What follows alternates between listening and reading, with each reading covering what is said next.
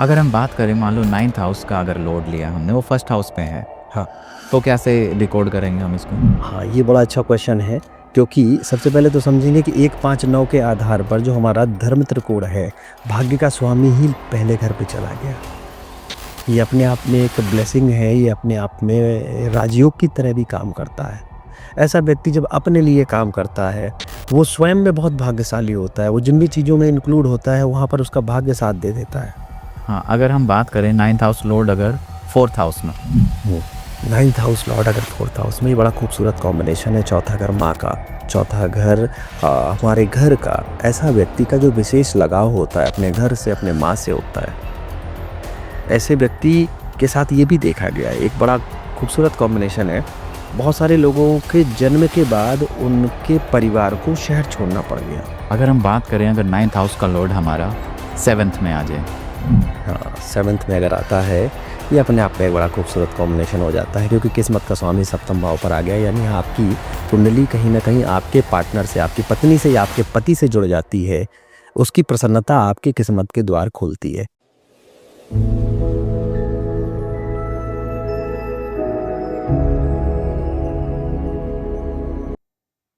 नमस्कार सर। जब हम बात करते हैं कि हमारा जो भाग्य होता है वो हमारे लाइफ के अंदर बहुत मैटर करता है, तो क्या कुंडली से हम ये पता कर सकते हैं कि हमारा भाग्य कब चमकेगा? बिल्कुल, ये पता किया जा सकता है कि हमारे लिए लाइफ का गोल्डन टाइम कब हो सकता है, हमारा भाग्य कब चमक सकता है, कब हमारे जीवन में बहुत बड़े-बड़े परिवर्तन आ सकते हैं। इसको बहुत अच्छे से, बहुत आसानी से डिकोड किया जा सकता है। इसके लिए कई सारी विधियाँ हैं, चाहे पराशरी ज्योतिष की विधि को देखा जाए या फिर भृगुनंदी नाड़ी के आधार पर देखा जाए, तो कई तरीके से आसानी से व्यक्ति को इस चीज़ को समझ सकता है। सबसे पहले तो कुंडली में ये समझने की ज़रूरत है कि भाग्य है क्या, या भाग्य को हम कैसे देखेंगे, कैसे समझेंगे। इसको जानने के लिए सबसे पहले तो आपको कुंडली का चार्ट ओपन करना पड़ेगा, और कुंडली के चार्ट में जब 1, 2, 3, 4, 5, 6 इस तरह से आप चलते जाएंगे, तो कुंडली में 9वां घर जो होता है, 9th हाउस जो होता है, वो हमारे भाग्य को दिखाता है। उसका स्वामी जिन ग्रहों के साथ बैठा होगा या जिस भाव में बैठा होगा, उस तरीके से हमारे किस्मत का इम्पैक्ट होगा। क्योंकि किस्मत अपने आप में बहुत बड़ा रोल प्ले करती है। व्यक्ति बहुत ज़्यादा टैलेंटेड है, लेकिन अगर किस्मत का सपोर्ट नहीं मिल रहा है, तो कहीं न कहीं उसकी मेहनत भी थोड़ा-सा कमज़ोर ही रह जाती है। आप अगर कुंडली की खूबसूरती भी देखेंगे ना, तो हमारा 10वां घर कर्म है, लेकिन 9वां घर भाग्य है। यानी भाग्य के साथ अगर चलेंगे तो कर्म की प्राप्ति अवश्य हो जाएगी, और जब भाग्य और कर्म मिल जाता है, तो 11वां घर प्रसिद्धि प्रसिद्धि ऑटोमेटिक हो जाती है। और जब इन्हीं तीनों का कॉम्बिनेशन मिलता है, तो जाके 12वां घर भाग्य मतलब मोक्ष की ओर व्यक्ति पहुंच जाता है। तो ये पूरा सीक्वेंस है, यानी कर्म और भाग्य एक दूसरे से जुड़े हुए हैं। अगर हम बात करें मान लो 9th हाउस का अगर लोड लिया हमने, वो फर्स्ट हाउस पे है, हाँ। तो कैसे डिकोड करेंगे हम इसको? हाँ, ये बड़ा अच्छा क्वेश्चन है, क्योंकि सबसे पहले तो समझेंगे कि 1, 5, 9 के आधार पर जो हमारा धर्म त्रिकोण है, भाग्य का स्वामी ही पहले घर पे चला गया। ये अपने आप में एक ब्लेसिंग है, ये अपने आप में राजयोग की तरह भी काम करता है। ऐसा व्यक्ति जब अपने लिए काम करता है, वो स्वयं में बहुत भाग्यशाली होता है। वो जिन भी चीज़ों में इंक्लूड होता है, वहाँ पर उसका भाग्य साथ दे देता है, और उसके वो काम बनने शुरू हो जाते हैं। 9th हाउस का लॉर्ड फर्स्ट हाउस में जाता है, ऐसा व्यक्ति अपने परिवार में ही कई बार देखा गया है कि अपने ही पूर्वजों में ही उसने जन्म लिया हुआ है। कुल में दोबारा जन्म। कुल में दोबारा जन्म लिया हुआ है अपने, और जिस वजह से वो अपने कुछ पुराने ऐसे कार्य थे जो पेंडिंग रह गए थे। जैसे कोई दादाजी थे और उनके मन में एक इच्छा रह गई थी कि मैंने सब कुछ तो बना दिया, और अभी मेरा ये काम और रह गया, और उसी समय उनकी वो इस देह को छोड़ के चले जाते हैं, मृत्यु हो जाती है उनकी। उनकी अधूरी इच्छाएं रह गई थी। तो इस तरीके से जो हमारे कुछ ऐसे पूर्वज थे, जिनकी अगर कुछ ऐसी अधूरी इच्छा रह गई थी, और तो वो उसकी पूर्ति के लिए आते हैं। वो एक रिप्रेजेंटेशन होता है, एक ये भी योग देखा जाता है ऐसा कुंडली में, फर्स्ट हाउस पर आता है। ऐसा व्यक्ति जितना भी धर्म कर्म के साथ चलता है, वो व्यक्ति बहुत ही आगे बढ़ता है। लेकिन ऐसे व्यक्ति को एक चीज़ ये भी समझाई जाती है कि बात-बात पे अपनी ही किस्मत का ढिंढोरा नहीं पीटना चाहिए ऐसे व्यक्ति को। अगर वो अपनी किस्मत का ढिंढोरा पीटता है, तो उसको नुकसान होने शुरू हो किस्मत जाते का हैं। ढिंढोरा मतलब? कि मैं तो बहुत लकी पर्सन हूँ, मैं जहाँ भी हाथ लगाता हूँ वो काम हो जाते हैं। कुछ लोगों की ऐसे बोलने की आदत हो जाती है, क्योंकि उनके बार-बार इतनी ज़्यादा किस्मत का सपोर्ट मिलता है कि वो बहुत जल्दी चमकना शुरू हो जाते हैं। आप लोगों ने भी देखा होगा बहुत बार कि कुछ लोग ऐसे होते हैं कि टैलेंट में उतने दमदार नहीं होते, उतना कुछ खास एवरेज टैलेंट होता है, लेकिन किस्मत उनको ले जाती है बहुत ज़्यादा। जैसे कहा भी जाता था कि बीरबल तो ज़्यादा योग्य था अकबर से, लेकिन राजा राजा नहीं बन पाया, किस्मत का साथ नहीं मिल पाया। और भी आम जीवन में ही बहुत सारे ऐसे लोग बहुत देखते हैं कि जो टैलेंटेड लोग हैं बहुत पीछे रह जाते हैं। हाँ, जिन लोगों के अंदर इतना टैलेंट नहीं है लेकिन बहुत ऊंचाइयां छू लेते हैं वो। ऊंचाई छी लेते हैं। किस्मत का सपोर्ट इस मामले में बहुत ज़रूरी है, इसीलिए हमारी ज्योतिष विद्या में भी कहीं न कहीं थोड़ा-सा पीछे रखा गया है कर्मों के। पहले भाग्य है कि अगर भाग्य का साथ मिल गया तो चीज़ें ऑटोमेटिक बन जाती हैं। अगर पहले घर पे आपका यहाँ स्वामी आ गया है, ऐसे व्यक्ति को धर्म के आधार पर ही कार्य करने चाहिए, मतलब अनैतिक कार्यों से दूर रहना चाहिए। अगर वो अनैतिक कार्य करता है तो गलत हो जाता है, क्योंकि नाइन्थ हाउस हमारे पिता को भी रिप्रेजेंट करता है, हमारे पूर्वजों को भी रिप्रेजेंट करता है। ऐसा व्यक्ति अपने पूर्वजों के लिए काम करता है, पूर्वजों के नाम से दान पुण्य का कार्य करता है, बहुत लाभ मिलता है। ऐसा व्यक्ति अपने पूर्वजों के, पितरों के नाम से भंडारा इत्यादि सब कराता है तो बहुत लाभ होता है उसको। इस चीज़ पर उसको विशेष ध्यान रखना चाहिए। जितने वो अपने पूर्वजों की, अपने पुरखों की, अपने दादाजी की, जितना उनके बारे में करता है, लाभ ज़रूर होता है उसको। अगर हम बात करें 9th हाउस लॉर्ड अगर सेकंड हाउस में है, ये अपने आप में बहुत इंटरेस्टिंग क्वेश्चन हो जाता है। वैसे अगर देखेंगे तो अपने से पराशरी ज्योतिष के आधार पर 9th हाउस लॉर्ड अगर सेकंड हाउस में जाता है, तो ये अपने से छठवां हो जाता है। छठवां हो जाने का मतलब ये कर्म से जुड़ गया है यहाँ पर, क्योंकि छठवां घर क्या होता है, हमारे कॉम्पिटिशन का होता है और धन भाव पर गया हुआ है ये। तो धन भाव पर गया हुआ है यानी आपको अपने पूर्वजों से, अपने पितरों से जो भी कुछ मिला हुआ है, वो आपको उनके नाम से ही खर्च करते हुए आगे बढ़ना है। बात-बात पे अपने ऊपर उन चीज़ों को लेके नहीं चलना है, क्योंकि अगर 9th हाउस का लॉर्ड सेकंड हाउस में गया है, तो पूर्वजों की कृपा से आपके पास धन संपत्ति के योग तो बनेंगे। लेकिन ऐसे में व्यक्ति गलतियाँ क्या करता है कि अपनी गलत आदतों का शिकार हो जाता है, क्योंकि सेकंड हाउस हमारी हैबिट्स का भी होता है। तो अगर वो गलत आदतों का शिकार हुआ तो चीज़ें सारी की सारी डिस्ट्रॉय भी हो जाती हैं वहाँ पे उसकी। लेकिन सेकंड हाउस एक अच्छी प्लेसमेंट है। सेकंड हाउस वही अगेन वही चीज़, अगर वो अपने पूर्वजों के नाम से भंडारा करता है या मंदिर इत्यादि की से जुड़ी हुई चीज़ें करता है, तो लाभ उसको मिलने शुरू हो जाते हैं। कभी भी अगर अपने पूर्वजों की डिसरिस्पेक्ट करना शुरू कर देता है, वहीं से उसका डाउनफॉल भी शुरू हो जाता है। क्योंकि 9th हाउस धर्म का भी घर है, पूर्वजों का भी घर है, पितरों का भी घर है। उसका स्वामी अगर धन भाव पर गया है, तो आपको धन के रास्ते खोलने के लिए आया है। कहीं ना कहीं ऐसे लोगों पे पितरों की ब्लेसिंग भी हो सकती है। ब्लेसिंग्स होती है, कृपा होती है, और उस कृपा के लिए व्यक्ति को हमेशा ग्रैटिट्यूड रखना चाहिए। अगर वो ग्रैटिट्यूड नहीं रखता है, उनके प्रति कृतज्ञ नहीं रहता है, तो वो फिर कृपा कम होना शुरू हो जाती है।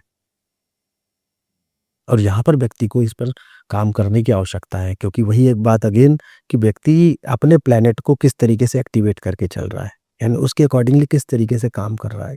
क्योंकि रास्ते तो आएँगे आपके पास, रास्ते तो खुलेंगे। अब हम चल पा रहे हैं या नहीं चल पा रहे हैं, ये हमारे ऊपर है। कि विचार तो आएगा हमारे अंदर, कि बहुत सारे लोगों को विचार आता है कि मन में कि मैं अपने दादाजी के नाम से एक मंदिर बनवा दूँ। मैं अपने दादाजी के नाम से भंडारा किया करूँ। लेकिन वो मन की इच्छा मन में ही रह जाती है। लेकिन अगर आप उसी को इम्प्लीमेंट कर देते हैं, किसी भी तरीके से इम्प्लीमेंट कर देते हैं, तो कहीं न कहीं अपने भाग्य स्थान को जगा रहे होते हैं, एक्टिवेट कर देते हैं। एक्टिवेट कर रहे होते हैं। क्योंकि जब भी आप कोई भी कार्य की शुरुआत अपने पूर्वजों को, अपने आराध्य को याद करके करते हैं, उसमें उनकी ब्लेसिंग्स के साथ वो काम होने की जो कह सकते हैं इंटेंसिटी है, वो बढ़ जाती है। क्योंकि उनकी विशेष कृपा आ जाती है उस पे। और जिसको ये लगता है कि नहीं मेरी ही द्वारा मैं ही कर सकता हूँ, वहाँ पर चीज़ें फिर नेगेटिव इम्पैक्ट आ जाती हैं। वहां पे फिर भाग्य साथ देना छोड़ देते हैं ऐसे व्यक्ति। वो धीरे-धीरे चीज़ें छूटना शुरू हो जाती हैं, क्योंकि वहाँ पर फिर अहम आ गया ना, अहंकार आ गया। अहंकार आ गया। जहाँ अहम हम बाता है उसमें बाद में, और आ गया यानी अहंकार आ गया, उसमें खत्म कर देता है इंसान को। दीमक घुन की तरह धीरे-धीरे खा जाता है। ये अगर तो हमारा कर्म सिद्धांत है। हाँ, अगर हम बात करें 9th हाउस लॉर्ड अगर 4th हाउस में, 9th हाउस लॉर्ड अगर 4th हाउस में, ये बड़ा खूबसूरत कॉम्बिनेशन है। चौथा घर माँ का, चौथा घर हमारे घर का, ऐसा व्यक्ति का जो विशेष लगाव होता है अपने घर से, अपने माँ से होता है। ऐसे व्यक्ति के साथ ये भी देखा गया है, एक बड़ा खूबसूरत कॉम्बिनेशन है बहुत सारे लोगों के जन्म के बाद उनके परिवार को शहर छोड़ना पड़ गया, या वो स्थान छोड़ना पड़ गया, वो घर छोड़ना पड़ गया। ये 9th house Lord 4th house में, ये होता है उनके साथ, अक्सर देखा गया है कि 9th हाउस का स्वामी जब चौथे घर पे होता है तो ऐसा व्यक्ति जब जन्म लेता है उसके परिवार ने कहीं ना कहीं पलायन किया होता है। ऐसे व्यक्ति का लगाव माता से बहुत अधिक हो जाता है। यहाँ पर पूर्वज पूर्वज के साथ जब चीजें जुड़ जाती हैं तो यहाँ पर व्यक्ति को यहाँ पर ध्यान रखने की इस बात की जरूरत है कि ऐसे व्यक्ति का चौथा घर, क्योंकि माँ के साथ साथ चंद्रमा का भी है। अब चंद्रमा क्या, वाटर एलिमेंट है, नदी है, पवित्र नदी है। इंडिया की बात की जाए तो यहाँ पर नदियों को पवित्रता का रूप से माना जाता है। ऐसे व्यक्ति के घर कई लोगों के घर क्या होते हैं, ऐसे पवित्र नदियों के शहर वाले स्थान पर होते हैं। वैसे बहुत मेजॉरिटी ऑफ लेवल पे ऐसा नहीं हो सकता, लेकिन ऐसे लोगों को सलाह भी दी जाती है कि अपना घर ऐसे स्थान पर बनाते हैं अगर जहाँ पर कोई पवित्र नदी है तो निश्चित रूप से इनका भाग्य भी चमकना शुरू हो जाता है। या नहीं बना सकते हैं तो समय समय पर किसी पवित्र नदी पर स्नान भी करने जा सकते हैं ये, क्योंकि चौथा घर से कनेक्शन बन गया। यहाँ से चंद्रमा भी कनेक्ट हो गया, यहाँ से माँ भी कनेक्ट हो गई, यहाँ से आपका भाग्य भी कनेक्ट हो गया। और इसीलिए हमारे यहाँ सिद्धांत भी रहा है, एक नियम भी रहा है नदियों में स्नान करने की परंपरा। इसको साइंटिफिकली भी हम देखा करते हैं। तो साइंस भी कहती है अगर फ्लोइंग वाटर में आप स्नान करते हो, फ्लोइंग वाटर में, रनिंग वाटर में स्नान करते हो तो इलेक्ट्रॉन, प्रोटॉन, न्यूट्रॉन की जो इंटेंसिटी है वो हमारी बॉडी को रिचार्ज करती है। इसीलिए ठहरे हुए पानी में स्नान करने के लिए साइंस भी मना करती है। तो साइंस और ज्योतिष आपस में कहीं ना कहीं कंबाइंड है। जहां तक मेरा मानना है कि साइंस अभी भी कहीं ना कहीं उन चीजों को नहीं डिकोड कर पाई है, इसीलिए ये मिथ्या लगता है। जैसे जैसे लोग अब साइंस की दृष्टिकोण में इसको डिकोड करते जा रहे हैं तो फिर साइंस और एस्ट्रोलॉजी यस करना शुरू कर दे रही है। तो इसीलिए चौथे घर के में अगर आपका गया है 9th हाउस का लॉर्ड, तो आपको करना क्या है, माँ के साथ बहुत अच्छा रहना है। आपने पूर्वजों की कृपा, अपने ब्लेसिंग्स, उनके बारे में हमेशा अच्छा बोलना है। अगर हम बात करें, अगर 9th हाउस का लॉर्ड हमारा 7th में आ जाए, हाँ, 7th में अगर आता है, ये अपने आप में एक बड़ा खूबसूरत कॉम्बिनेशन हो जाता है, क्योंकि किस्मत का स्वामी सप्तम भाव पर आ गया। यानी आपकी कुंडली कहीं ना कहीं आपके पार्टनर से, आपकी पत्नी से या आपके पति से जुड़ जाती है। उसकी प्रसन्नता आपकी किस्मत के द्वार खोलती है। अगर आप उसके साथ कनेक्ट होकर चलते हैं, उसको प्रसन्न रखते हैं, तो निश्चित रूप से आपको लाभ जरूर मिलता है। मतलब कुछ लोग ऐसा बोलते हैं ना कि शादी के बाद भाग्य बदल गया। हाँ, वो इसी केस में वो कुछ ऐसा ही केस होता है कि 7th हाउस लॉर्ड अगर 9th हाउस में जा रहा है या 9th हाउस लॉर्ड अगर 7th हाउस में आ रहा है, तो वो कहीं ना कहीं ऐसा कॉम्बिनेशन बनता है कि व्यक्ति, कुछ तो पूर्व जन्म के भी कनेक्शन ऐसे होते हैं कि वो पार्टनर आपकी लाइफ में आया है और उसके आने के बाद आपके जीवन में अथाह परिवर्तन होना शुरू हो जाता है और वो परिवर्तन लाभदायक होते हैं। अब यहीं पर अगर, क्योंकि कुंडली में किस रास्ते के साथ हमको किस लेवल तक चीजों को करके चलना है। अब अगर भाग्य का स्वामी सप्तम में आ गया, यानी आपका पार्टनर, यानी पति या पत्नी, आप अगर मेल है तो पत्नी, अगर फीमेल है तो पति, उसके साथ आपको जोड़ के चलना है। वहीं से तो किस्मत का साथ जुड़ा हुआ है। यही घर आपकी नानी का भी होता है। नानी से आपको बहुत कुछ मिल सकता है। क्यों? नानी का कैसे होता है? चौथे से चौथा है, यानी माँ से चौथा, यानी माँ की माँ नानी नानी, तो यहां से आपको नानी से भी लाभ मिल सकता है। तो आप अपने कुंडली में कितना डिटेल में जाकर अपनी कुंडली के चीजों को समझने की कोशिश कर सकते हो कि कहाँ मेरी किस्मत की चाबी है। अच्छा, कुछ लोग ऐसे बोलते हैं ना, जब जैसे रिश्ता होता है तो उस टाइम बोलते हैं कि भाई लड़की लड़के के लिए सही नहीं है, लड़का लड़की के लिए सही नहीं है। वो कनेक्शन भी यही होता है, बट उसमें प्लेनेटरी पोजीशन वीक हो जाती है, उसकी वजह से होता है। हाँ, कुछ ऐसा भी होता है। चैलेंजेस भी देखने को मिलते हैं ऐसे लोगों को। अब जैसे 9th हाउस आपका, आपकी किस्मत का तो है, लेकिन आपके पार्टनर के भाई बहन का भी है। पार्टनर के भाई बहन का भी है। सपोज यही प्लेनेट 9th हाउस का लॉर्ड 6वें घर पे चला जाए, तो ऐसे व्यक्ति को अपने ससुराल पक्ष के सिबलिंग्स को लेकर बहुत चैलेंज फेस करने पड़ते हैं। मतलब साले साले से लेकर हाँ। चैलेंज। हाँ, sister in law, brother in law, क्योंकि वो 6वें घर पे चला गया ना, तो वो कहीं ना कहीं संघर्ष का हाउस हो गया, तो वहां बहुत चैलेंज फेस करने पड़ते हैं। लेकिन अब 7th में आ गया, तो इस समय ये एक प्रकार से ऐसे समझिए कि पिता का भाव पिता आ गए यहाँ पर आपके 9th हाउस यानी पिता या पूर्वज यहाँ पर आ गए, उनके आशीर्वाद से आपकी लाइफ में चीजें बेहतर होंगी। पिता की दैनिक इनकम यहाँ से जुड़ जाती है 7वें घर से। पिता की लाइफ में कई बार अनसर्टेन चीजें भी होती हैं, क्योंकि अगर वो नवम से जोड़ के देखेंगे तो सप्तम में अगर आए हैं तो अपने आप में ये दसम भाव बन गया, ये 11वां घर। नवम से सप्तम 11वां पर हो गया इच्छा पूर्ति का, पिता की इच्छाओं का पूरा डिटेलिंग यहाँ से आप एनालाइज कर सकते हो। पिता की लाइफ में बहुत सारे रोमांच भी रहे, इस तरह की चीजों को आप एनालाइज कर सकते हो 7वें घर से। अगर हम 9th house Lord 8th house में अगर आ जाए तो ये अपने आप में बड़ा ही बेहतरीन भी कॉम्बिनेशन कह लीजिए या थोड़ा सा टफेस्ट कॉम्बिनेशन कह लीजिए, क्योंकि कोई भी प्लेनेट अपने से अगर पिछले घर में बैठा हुआ यानी अपने से 12वां हो गया, ठीक है। अब अगर ये 9th हाउस का लॉर्ड 8th हाउस में गया हुआ है, इसका मतलब निगेटिव क्या होगा, आपकी किस्मत चली गई 12 घर दूर, यानी किस्मत के लिए बहुत चैलेंज लेना पड़ेगा। जो किसी व्यक्ति को 1 महीने में मिलना है वो 1 साल में मिलेगा। हाँ, ऐसा भी समझ सकते हैं।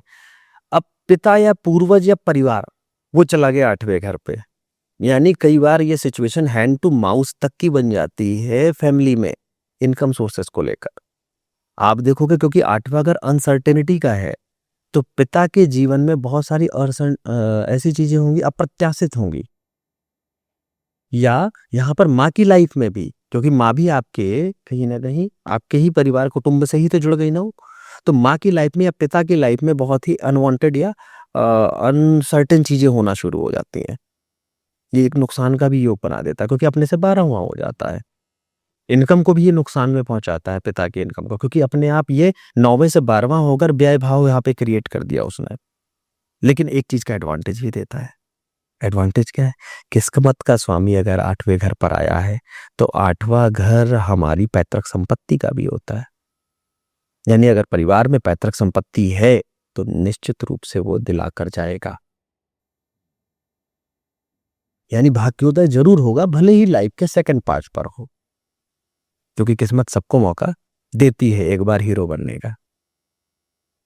तो यहां पर व्यक्ति के जीवन में जरूर आता है मौका हीरो बनने का, क्योंकि 9th हाउस का लॉर्ड 8th हाउस में आया हुआ है। अगर 9th house Lord 9th house में ही हो, ये एक बहुत खूबसूरत कॉम्बिनेशन है, अपने आप में एक बहुत बड़ा राजयोग है, क्योंकि ये पूर्वजों की विशेष कृपा से मिलता है। जब आप के पूर्वज की विशेष कृपा आप पर होगी तो 9th हाउस का लॉर्ड यहाँ पर आएगा। इसकी वजह से बेनिफिट्स तो बहुत सारे हैं, ड्रॉबैक्स भी है इसकी वजह से। कई बार व्यक्ति ओवर कॉन्फिडेंट हो जाता है, ओवर होकर कुछ ऐसी चीजें भी कर जाता है जो नुकसान पहुंचाती हैं उसके जीवन में।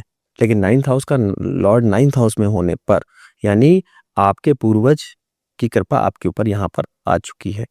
अब यहाँ से पंचम भाव भी कनेक्ट होगा आपका, लग्न भाव भी कनेक्ट होगा आपका। तो पंचम भाव जैसे नवम भाव क्या हुआ, हमारे गुरु, आध्यात्म, और आपका क्या नाम है, धर्म से जुड़ा हुआ होता है। वहीं नवम से जब पंचम को कनेक्ट करेंगे, जहां नवम भाव गुरु को दिखाता है तो पंचम भाव शिष्य को दिखाता है।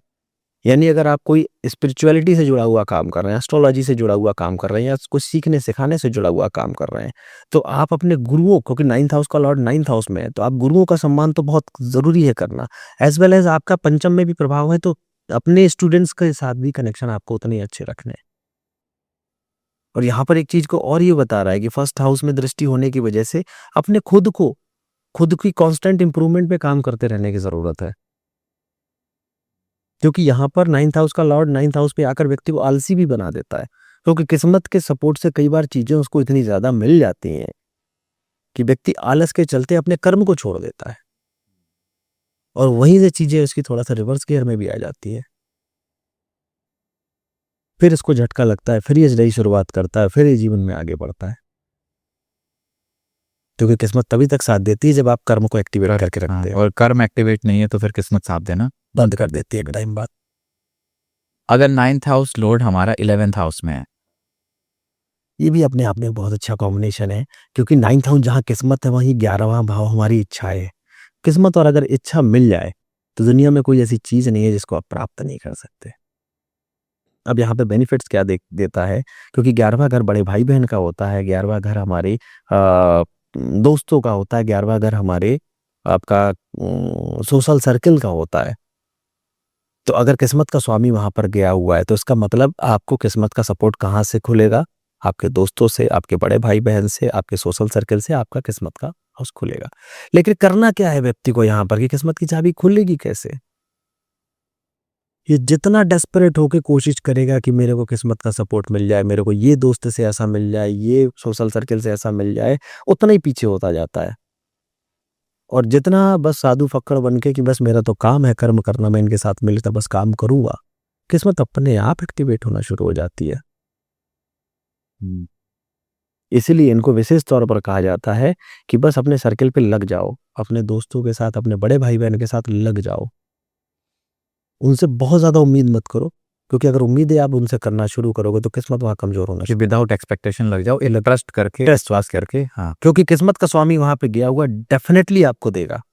लेकिन कोई भी चीज़ मिलने से पहले उसका एक टेस्ट होना ज़रूरी है। क्योंकि एक कहानी, छोटी-सी कहानी मैं आपको सुनाता हूँ। एक बार एक नगर सेठ था। नगर सेठ था, उसने अपनी बेटी की शादी कर दी हुई थी, पर बेटी के परिवार में चीज़ें अच्छी नहीं चल रही थी। तो उसका दामाद वहाँ पर आया घर पे उसके कि बाबूजी मुझे थोड़ी-सी कुछ मदद कर दीजिए, जिससे मैं अपने काम को आगे बढ़ा सकूँ। तो हुआ ये कि नगर सेठ बहुत ही धार्मिक और बहुत ही बुद्धिजीवी व्यक्ति थे। उन्होंने कहा तुम्हारी किस्मत में होगा तो तुमको मिल जाएगा, मेहनत करो। लेकिन नगर सेठ उसके बाद चले गए वो मार्केट तरफ। लेकिन माताजी थीं घर पर, तो माताजी को थोड़ा-सा लगा कि नहीं मेरी बेटी और परिवार उसका परेशान है तो मैं कुछ मदद कर देती हूँ। तो उन्होंने क्या किया, लड्डू बनाए। लड्डू बनाए और लड्डू बना के हर लड्डू के अंदर एक मोहर रख दी, सोने की एक मोहर रख दी। और उन्होंने करीब 100-150 लड्डू जो भी उन्होंने बना के दे दिया कि दामाद जी इसको आप घर ले जाइए, घर पे खाइएगा चुपचाप तरीके से।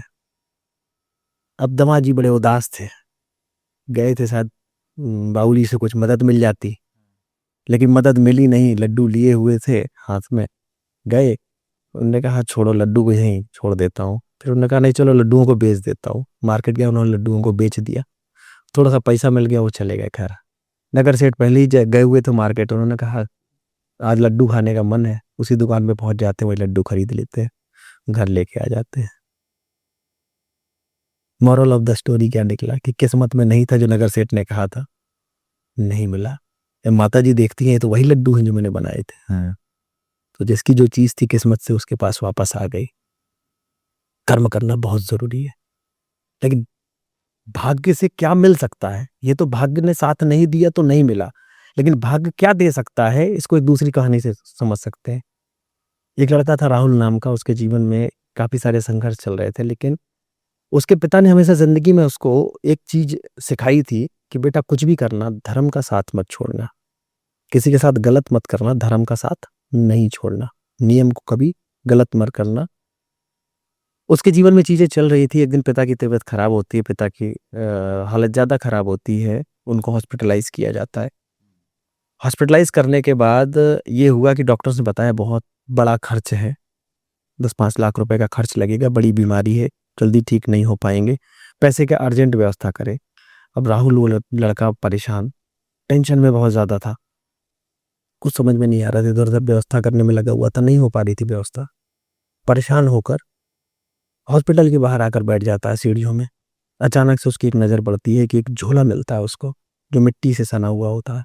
नज़र पड़ती है, जाता है, झोले को उठाता है, देखता है, उस झोले के अंदर काफ़ी सारा पैसा था, कुछ डॉक्यूमेंट्स थे। एक मन उसका हुआ कि इसमें इतना पैसा है कि मेरे पिता की हालत ठीक हो जाएगी, लेकिन एक मन उसका वापस से दोबारा कहता है, उसके पिता ने बात याद आती है पिता की कही हुई कि बेटा कभी किसी के साथ धर्म के विरुद्ध मत जाना, गलत मत करना। वो झोला उठाता है, वो बैग उठाता है, पास के पुलिस स्टेशन में जाता है, उस झोले को जमा करता है और वापस चला आता है। आता है वापस, कुछ दोस्त मिल जाते हैं, कहते तू बहुत बड़ा बेवकूफ़ है, तूने गलत किया, तुझे पैसा मिला था, ऊपर वाले ने दिया था तुझको तेरे पिता के इलाज के लिए, तूने क्यों छोड़ दिया? बोले मुझे नहीं पता, मेरे पिता ने सिखाया था कभी इस तरह से नहीं करना। वापस जाता था, परेशान था। अगला दिन होता है, डॉक्टर कहते हैं पैसे की व्यवस्था नहीं है, पिताजी की तबीयत सीरियस हो रही है। बैठे रो रहा होता है हॉस्पिटल में। अचानक से वही पुलिस वाला आता है जो पुलिस स्टेशन में इसको बैग जमा करके आए थे। साथ में एक आदमी आता है और उस आदमी के साथ पुलिस वाला इंट्रोड्यूस कराता है कि ये वही लड़का है जो रात को बैग दे गया था।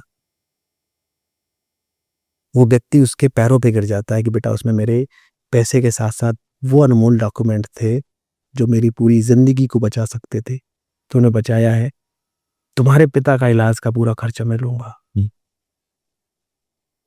तो एक तरह से कहानी किस्मत को इस तरह भी ले जाती है कि जब आपने धर्म का साथ नहीं छोड़ा तो लास्ट में भी ईश्वर आपको किस रूप में आके आपका सपोर्ट कर जाए आप सोच नहीं सकते। इसलिए कुंडली के जो ग्रह कह रहे हैं उनको समझ के चलिए। जिस दिन आपने उस चीज को समझ लिया उस दिन दुनिया की कोई ताकत नहीं है जो आपको आपकी चीजों को प्राप्त करने से रोक सके। तो कहानी सिर्फ इतनी है, किस्मत का साथ चाहिए तो धर्म का साथ सत्य मत मत छोड़िए। छोड़िए। धर्म का मतलब यहाँ पर मैं किसी पर्टिकुलर धर्म की बात नहीं कर रहा हूँ, जो मानव धर्म होता है उसका साथ मत छोड़ना, किस्मत हमेशा साथ देगी। चलिए हम बात करते हैं 9th हाउस लॉर्ड अगर 12th हाउस में है। ये बड़ा डिफरेंट टाइप का कॉम्बिनेशन है। 9th हाउस लौट गया 12वें घर पे, 12वां घर मोक्ष का, 12वां घर खर्च का। किस्मत ही चली गई खर्चे के घर में। है थोड़ा सा डिफरेंट, लेकिन ये लोग क्या होते हैं थोड़े से अनसर्टेन हो जाते हैं ये लोग, क्योंकि अपने आप ये त्रिक भावों में गिनती होती है 6 8 12 की। और किस्मत का स्वामी जब 12वें घर पे चला जाता है तो क्या करता है, व्यक्ति को थोड़ा सा कंफ्यूज कर देता है। उसके जो प्लानिंग होती है वो प्लानिंग के हिसाब से चीजें होती नहीं है। वो जो कहता है कि मैं ये नहीं करूंगा, बाद में जाकर वो वही करता है। सपोज किसी ने कहा, आपका कोई ऐसा मित्र था जिसका 9th हाउस का लॉर्ड 12वें घर पे बैठा हुआ था। वो अक्सर कहता है कि मैं ये वाली गाड़ी तो खरीदूंगा ही नहीं, और 2 साल 3 साल बाद आप देखते हो उसी गाड़ी में वो चल रहा होता है। क्योंकि वो जिस चीज के लिए मना करता है किस्मत उसको वही चीज लाके दे देती है। वो मना करता है कि मैं फला कॉलेज में तो ये बीएससी एमएससी कुछ करूंगा ही नहीं, और 4 साल बाद देखते हो आप उसी कॉलेज से वही वो बीएससी एमएससी कर रहा था। क्योंकि किस्मत जिस चीज को मना करता है वही चीज किस्मत उठा के देती है।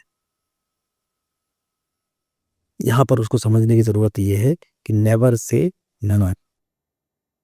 कभी किसी चीज को ना मत करो, अगर चीजें आ रही हैं हाँ तो आने दो। आने दे। तो इस तरीके से बहुत सारे डिफरेंट एंगल्स हैं जिनको हम समझ के अपनी कुंडली के बारे में जान सकते हैं, किस्मत को कैसे अनलॉक कर सकते हैं। किस्मत का स्वामी दूसरे घर में गया तो आप अपने परिवार से अपनी किस्मत अनलॉक कर सकते हैं। चौथे घर में गया तो माता से, 10वें घर में गया तो पिता से, 7वें घर में गया तो पत्नी से, 6वें घर में गया तो मामा से। आप अपनी किस्मत को अनलॉक कर सकते हैं। ये किस्मत की चाबी है, अब आपको अनलॉक करना है नहीं करना आपके हाथ में। तो चलिए इस डिस्कशन को फिर हम यही विराम देते हैं। सो दोस्तों, उम्मीद है आपको ये वीडियो अच्छी लगी होगी। आप भी हमें कमेंट्स में ज़रूर बताइएगा कि आपका 9th हाउस लॉर्ड कौन से हाउस में है, और अगर आपको अपनी कुंडली का डिटेल विश्लेषण कराना है। कई बार ऐसा होता है कि जीवन में कुछ समस्याएं चल रही होती हैं, समझ नहीं आ रहा क्या करना है, चाहे वो करियर से लेके है या बिजनेस है, मनी है, रिलेशनशिप से रिलेटेड होता है, तो आप अपनी कुंडली का डिटेल विश्लेषण करा सकते हैं। इसके लिए आप नीचे दिए गए नंबर पर अपॉइंटमेंट बुक कर सकते हैं। दोस्तों, मिलते हैं आपको एक नए टॉपिक नए वीडियो के साथ। तब तक बने रहिए हमारे साथ। धन्यवाद।